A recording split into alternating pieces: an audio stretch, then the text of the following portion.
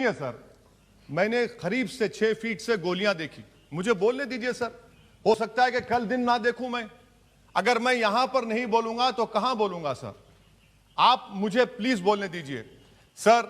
मैं आपसे गुजारिश यह करना चाहूंगा कि आप हरिद्वार में, रायपुर में और इलाहाबाद प्रयागराज में मेरे बारे में क्या कहा कि आपके नाईबी की रिपोर्ट है ना, आप क्यों छुपा रहे उसको? देखिए, मैं मौत से नहीं डरने वाला हूं, हम सबको जाना है इस दुनिया से। बल्कि मैंने कह दिया कि मैं इस वतन में पैदा हुआ, मेरी मां की कोख से तो जमीन पर लिटाया गया।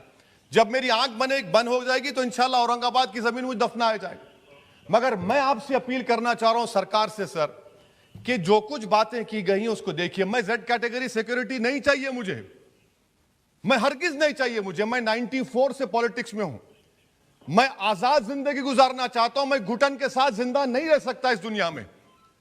मुझे जिंदा रहना है तो अपनी आवाज उठाना है, मुझे जिंदा रहना है तो सरकार किसी के उनके खिलाफ बोलना है, और अगर गोली लगती है तो मुझे कबूल है, मगर मैं घुटन की जिंदगी नहीं गुजार सकता सर।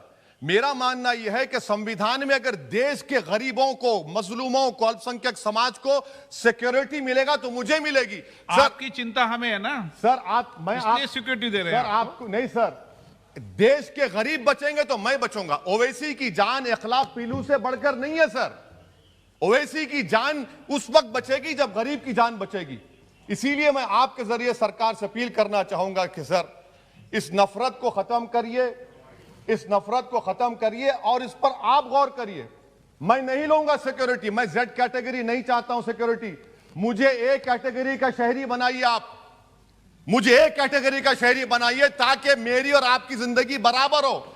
जब देश के प्रधानमंत्री पर सिक्योरिटी ब्रीच हुआ, अपोजिशन की तरफ से मैंने कहा था कि गलत हुआ। सब सेकुलर पार्टी के लोगों ने कहा कि ओवैसी तुम क्यों बोले? मैंने कहा नहीं, देश का प्रधानमंत्री मेरा है, सिक्योरिटी ब्रीच हुई तो एक्शन लेना चाहिए। मगर 4 मर्तबा के एमपी पर कोई 6 फीट के फासले से 4 गोली चलाता है। मुझे मौत है, हम सबकी मौत है, मगर मैं इन गोली चलाने वालों से डर कर खामोश नहीं बैठने वाला हूं।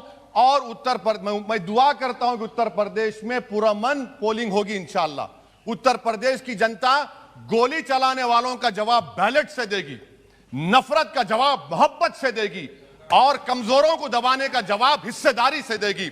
मेरी आपसे गुजारिश है सर कि मुझे जेड कैटेगरी नहीं चाहिए, मैं रिजेक्ट करता हूं। आप इंसाफ करिए सर, उस पर यूएपीए लगाइए। और इनके दिमाग कौन है